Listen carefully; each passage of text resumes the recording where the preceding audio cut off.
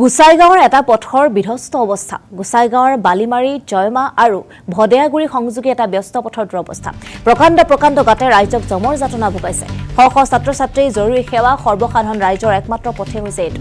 উক্ত অঞ্চলৰ ৰাইজে বিগত 10 বছৰ ধৰি এই সমস্যাত ভুগি আহিছে। স্থানীয় বিধায়ক তথা BTCৰ শিক্ষা বিভাগৰ কাৰ্যকাৰী সদস্যক মেৰামতিৰ আহ্বান জনাইছে এই পথটো।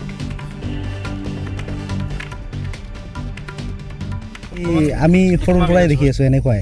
এই ৰাস্তাটো ক'ত যোৱা যায়? এই ৰাস্তা দি আমি এইটোৱে আমাৰ বজাৰ যোৱা মেইন ৰাস্তা। এইটো দি আমি বজাৰ অহা যোৱা কৰোঁ। এইপিনে আছে আপোনাৰ 3-4খন গাঁও আছে এইপিনে। এই গাঁৱৰ মানুহবিলাক এইটো ৰাস্তা দি যাতায়াত কৰে। পূৰ্বতে গোসাইগাঁও বিধানসভা আছিল। হয়, পূৰ্বতে গোসাইগাঁও বিধানসভা আছিল, এতিয়া দতমা বিধানসভা হৈছে। তো বিধায়কক কি আহ্বান জনাব? মই বিধায়ক ছাৰক এটাই ক'ম যে আমাৰ ৰাস্তাটো হ'ব লাগে। আমাৰ ল'ৰা ছোৱালীসকল যোৱা অহাত বহুত অসুবিধা হয়। আমি কেতিয়াবা এখন এম্বুলেঞ্চ অহাৰ কাৰণতো বহুত অসুবিধা, মানে বহুত অসুবিধা। ল'ৰা ছোৱালী এইটো ৰাস্তা দি যোৱা হয়, এইটো ৰাস্তা দি যোৱা।